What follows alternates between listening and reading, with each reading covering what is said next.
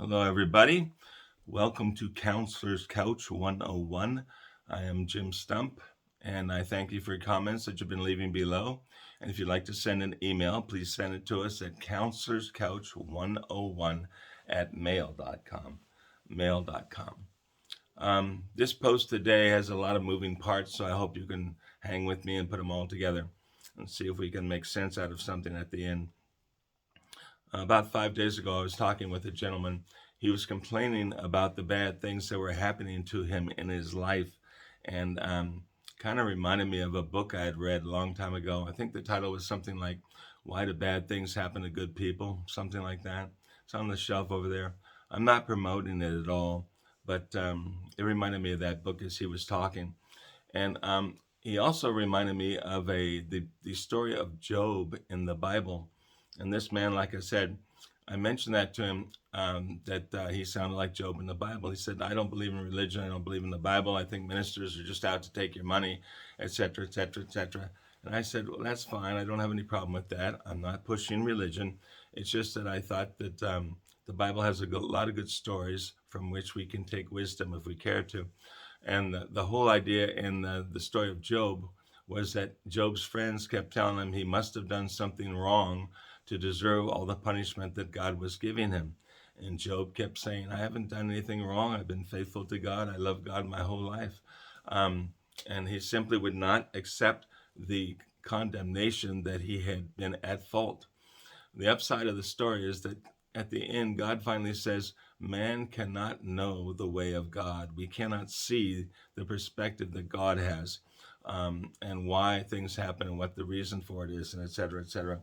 Now, if you don't believe in God, that's fine. Some people call it the universe, some people call it spirit, some people call it nature. People call it all sorts of things, and it doesn't matter. And if you don't believe in anything, the idea still holds. We can't understand the reason for everything that happens in life. And sometimes that's as far as we get with it. We just have to accept it, take a lesson from it, and move on. Tried to share it with the guy, but he was really upset.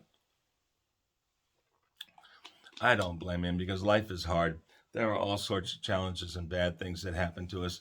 Life is a struggle from the beginning to the end. It just is. And hopefully, we learn as we go along the way, and we're more able to adapt our behaviors so that we get closer to the things that make us happy and live the type of life that we would enjoy. Anyway, that's the first part of the story, first couple of parts of the post. 2 days ago, I was speaking with a lady, and it was beginning to sound a lot like the conversation I'd had with the gentleman previously in the week. She was talking about this gentleman, shall we say, who had really treated her badly, who had done a lot of really, really hard things to her, and she didn't deserve any of it, and yet he abused her in many different ways and left her not wanting to even live life. She was in despair. She hated everything about what had happened to her, and she was really angry at this guy, right? And over time, she started to think that the person at fault was more her than him, because she had allowed the bad things to happen to her and she should have known better, right? That's what she kept thinking. She kept getting more and more down on herself to the point that she didn't want to live any longer. Well, this is years ago, so she's past all that, fortunately. But she still carries the scars of it. She still carries the wounds and the depression and the anger and the anxiety that it causes her every day of her life. So as she was talking, I began to remember something I saw on YouTube. Allow me to digress one moment. I don't watch television anymore. There's nothing on there that's interesting. It's all been done. It's all very boring. I find that my programming on YouTube, that's a lot of educational programs and history and education on all sorts of subjects that are really quite interesting. So I spend a lot of time watching YouTube as opposed to television. And as this lady was talking, telling me all of her problems and then the things that hurt her and so on and so forth, I was remembering a series I had seen on YouTube about people who went missing in forests, right? We're talking about national parks and state parks and forests and wooded areas and etc. Apparently, there's a series of people who have disappeared from forests over many, many years, and people cannot figure out what happened to those folks who disappeared. They began to think that maybe a UFO had come down and taken these people because there was no evidence of anything else, right, that could have happened to them. No truck tires, no, motorcycle tracks, nothing of that sort. Nothing left behind, no clothes left behind, no details of anything at all that could point to somebody of a human nature or of something on Earth that could have taken those people away, right? So they were thinking that maybe a UFO had come and taken these people out. No traces. And then I remembered a story at the end of the series. This young couple had taken their 2 children up to the woods for the weekend. I guess they were going to camp out for one night. They were going to roast hot dogs and marshmallows and etc. and have a good time enjoying nature. And so the next day, excuse me, they were packing up to go home, and they had most of it packed up. The kids had run over to the SUV and like that, and the husband was packing up the last remaining things that they had to take home with them. And the wife said to him, "I'm heading over to the car, honey. I'll be there." And he said, "Fine, I'm coming right now."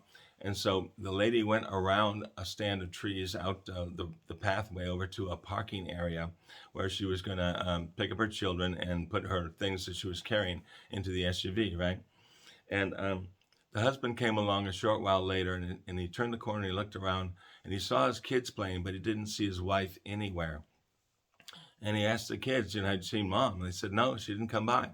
And he asked the other people in the parking area, and they said, "No, nobody came around that turn. We've been here for several minutes. We happened to be looking in that direction.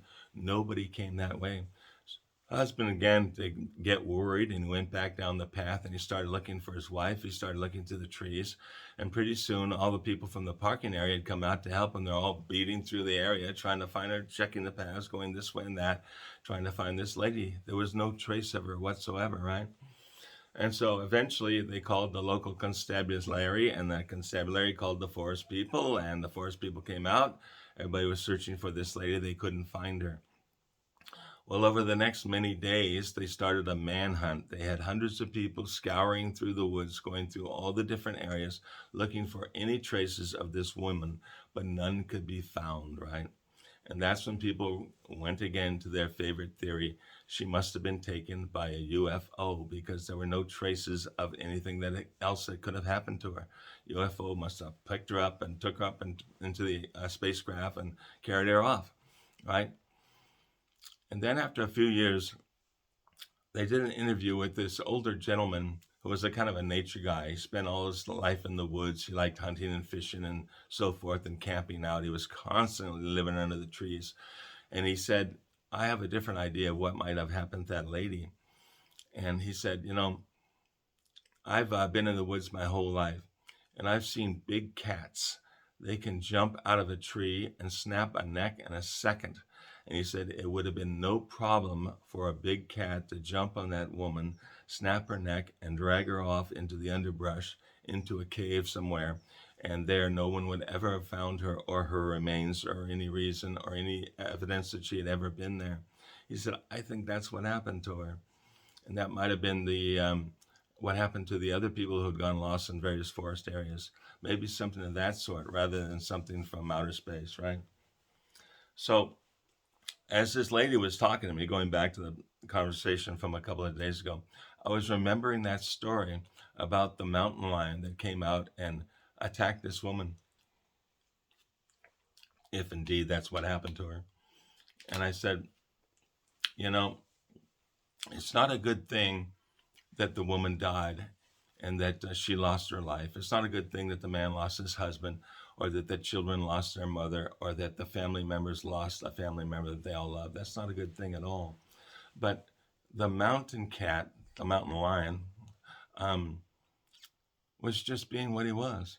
That was the mountain cat's nature. That was the way the mountain cat lived. It was just who he was and what he was born to do. And I was telling her this story. The lady got very, very quiet, and she was thinking about this man who had abused her. And then she said very softly, "He's a cat. He's a mountain lion. He's just doing what he knows how to do. That's how he survives in the world. That's how he gets along. That's who he is." I said, "Yeah, that's right." And she started to look at it, and she didn't blame him as much as she blamed herself for allowing all that bad stuff to happen to her. And she began to get a different perspective on the situation. She said, I allowed myself to be drawn in by a mountain lion, and he was just doing what he does. Now, did that make it a good thing? Did that make it something that we'd want other people to experience? That's something we want to defend and apologize for? No. But it allowed this woman to look at things differently. It allowed her to start to see that she was not entirely responsible for all the bad stuff that happened to her. She had just gotten involved with the wrong type of a person at the wrong type of a place at the wrong type of a time. That's what happened. And she began to see the circumstance from that view, and she began to forgive herself.